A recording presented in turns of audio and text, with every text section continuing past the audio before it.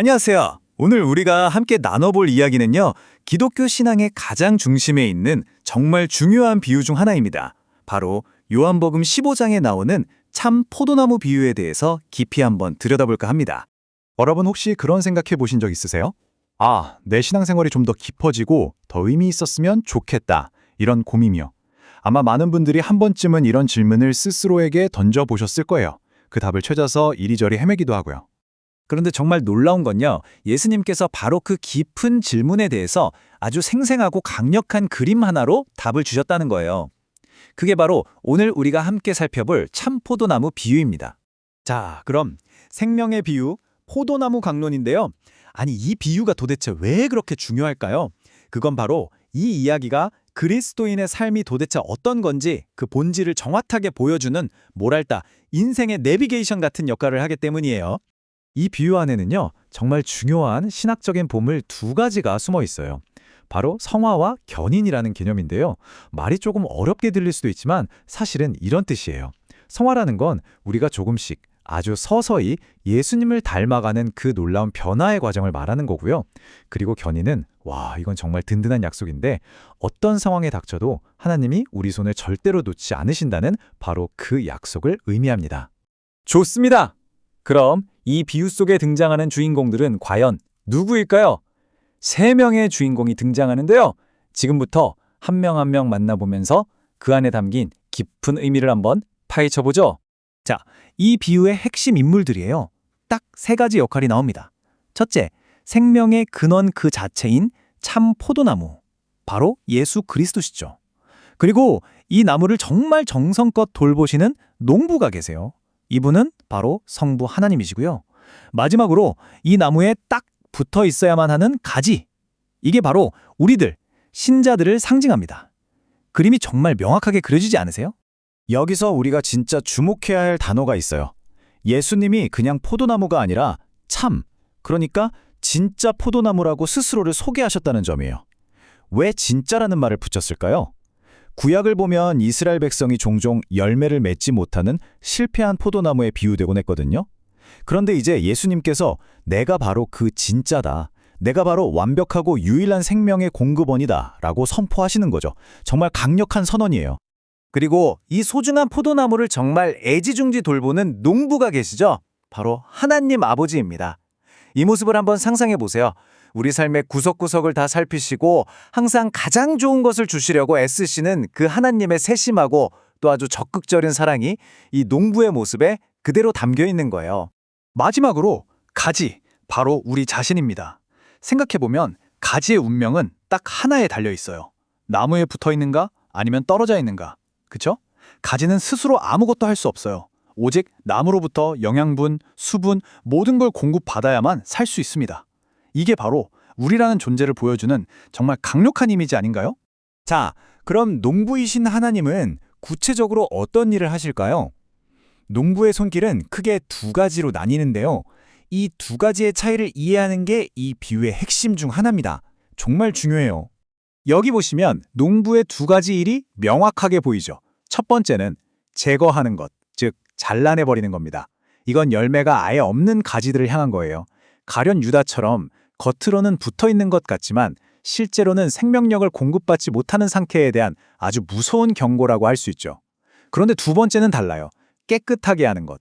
이건 이미 열매를 맺고 있는 가지들을 대상으로 하는 겁니다. 왜 깨끗하게 할까요? 더 많은, 더 좋은 열매를 맺게 하려고요. 이건 징계가 아니라 사랑의 손길, 바로 가지치기인 셈이죠. 하나는 심판, 다른 하나는 사랑. 목적 자체가 완전히 다릅니다. 자, 지금까지 포도나무, 농부, 가지, 그리고 농부의 2가지 일에 대해 살펴봤는데요. 이 모든 이야기를 하나로 꿰뚫는 가장 중요한 핵심 메시지는 그럼 뭘까요? 그건 바로 가지엔 우리에게 주시는 단 하나의 명령에 담겨 있습니다. 바로 이 말씀입니다. 내 안에 거하라. 내 안에 머물러 있어라. 이건 단순한 명령이라기보다 정말 간절한 요청에 가까워요. 모든 것이 이 한 문장으로 귀결됩니다. 가지가 살 수 있는 유일한 길이 나무에 딱 붙어 있는 거잖아요? 똑같아요. 우리 역시 예수님 안에 깊이, 아주 단단히 뿌리 내리고 있어야 한다는 거죠.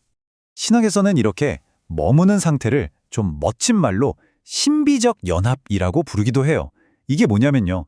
마치 가지가 나무의 수액을 쭉쭉 빨아들여서 생명을 유지하는 것처럼 우리도 눈에 보이지 않는 어떤 생명의 끈으로 예수님과 연결돼서 그분으로부터 힘과 생명을 공급받는 상태를 말하는 겁니다.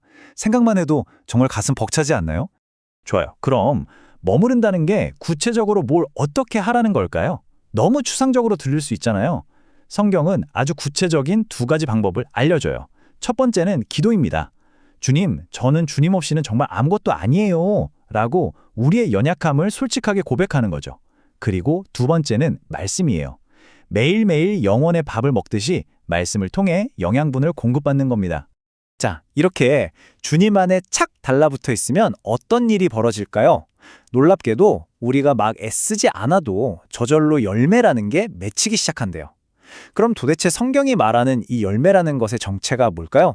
이 열매는 크게 세 가지 종류로 나타나요. 첫 번째는 우리 내면에서 일어나는 변화, 즉 인격의 변화예요. 점점 예수님을 닮아가는 성화의 열매죠. 두 번째는 외적인 행동으로 나타나요. 바로 사랑의 실천입니다. 그리고 마지막 세 번째는 이 모든 과정 속에서 우리 마음에 가득 차오르는 세상이 절대로 줄 수 없는 그런 깊은 기쁨의 열매입니다. 자, 이제 거의 다 왔습니다.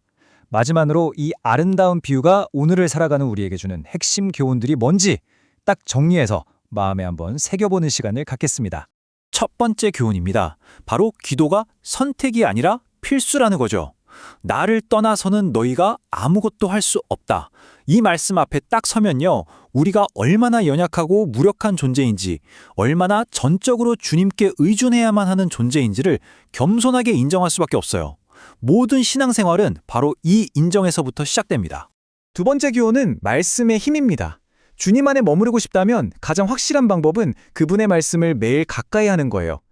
말씀은요, 우리를 깨끗하게 다듬는 농부의 가지치기 가위 같기도 하고 우리에게 생명을 공급해주는 탯줄과도 같아요. 정말 중요하죠. 그리고 마지막으로 이 비유가 우리에게 주는 가장 큰 위로, 가장 큰 안도감은 바로 이겁니다. 잘 들어보세요. 우리의 구원은요, 우리가 가지로서 나무를 얼마나 꽉 붙잡고 있느냐에 달린 게 아니에요. 반대로 포도나무이신 예수님께서 우리를 얼마나 단단히 붙들고 계시느냐에 달려있다는 사실입니다. 솜씨 좋은 농부가 자기가 가꾸는 포도나무를 절대 포기하지 않는 것처럼요. 정말 든든하지 않으세요? 이 모든 이야기를 딱 한 문장으로 요약하면 바로 이렇게 말할 수 있을 것 같아요.